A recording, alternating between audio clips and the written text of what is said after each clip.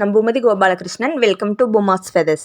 இன்றைக்கி நம்ம ரொம்ப எளிமையான முறையில் கொத்தமல்லி சட்னி எப்படி ரெடி பண்ணுறதுன்னு பார்க்கலாம். பேச்சுலர்ஸ்க்கெலாம் இது ரொம்ப ஹெல்ப்ஃபுல்லாக இருக்கும். இந்த சட்னி ரொம்ப குறைவான இன்க்ரீடியன்ட்ஸ் யூஸ் பண்ணி தான் நம்ம இந்த சட்னி ரெடி பண்ணிக்க போகிறோம். இருந்தாலும் இதோட சுவை வந்து ரொம்ப அருமையாக இருக்குங்க. வாங்க இப்போ எப்படி ரெடி பண்ணுறதுன்னு பார்க்கலாம்.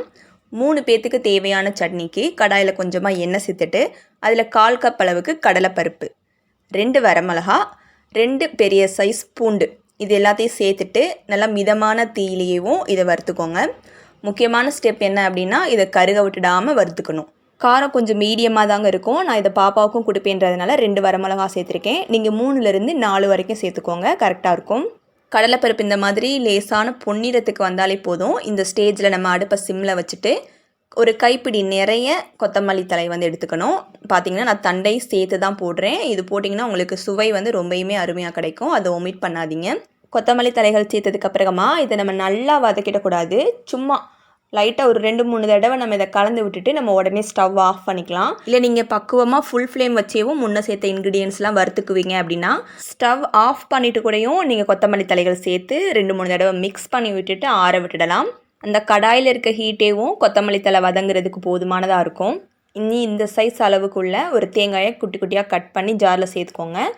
இனி நம்ம ஆற வச்சுருக்க இன்க்ரீடியன்ஸ்லாம் இதில் சேர்த்து ஃபஸ்ட்டு தண்ணி ஊற்றாமல் அரைச்சிட்டு அப்புறமா தண்ணி ஊற்றி அரைச்சிப்போம். இப்படி பண்ணுறது மூலமாக அது நல்லா அரைபட்டு கிடைக்கும். ரொம்ப கொரகொரப்பாகவும் இல்லாமல் ரொம்ப பேஸ்டாட்டமும் இல்லாமல் ஒரு 90% வரைக்கும் அரைச்சோம் அப்படின்னா இது ரொம்ப அருமையாக இருக்குங்க சாப்பிட்றப்போ.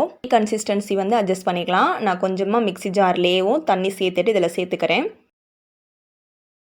இனி இதில் நம்ம தேவையான அளவு உப்பும் சேர்த்து கலந்துட்டு பெருங்காயத்தூள் போட்டு தாளித்த தாளிப்பை இதில் கொட்டிட்டோம் அப்படின்னா ரொம்ப அருமையான கொத்தமல்லி சட்னி ரெடி ஆகிடும். இது கண்டிப்பாக உங்கள் எல்லாத்துக்குமே பிடிக்குங்க. அந்தளவுக்கு ரொம்ப சிம்பிளான இன்க்ரீடியன்ஸ் வச்சு நம்ம ரெடி பண்ணியிருக்கோம். இது எல்லாருனாலையுமே ரெடி பண்ண முடியும். நம்ம கிச்சனில் மோஸ்ட்லி கிடைக்கிற மணிக்கு தான் இருக்கும். நம்ம நிறைய பொருட்கள் சேர்க்கலன்றதுனால 2 விஷயம் முக்கியமாக கவனத்தில் வச்சுக்கணும்.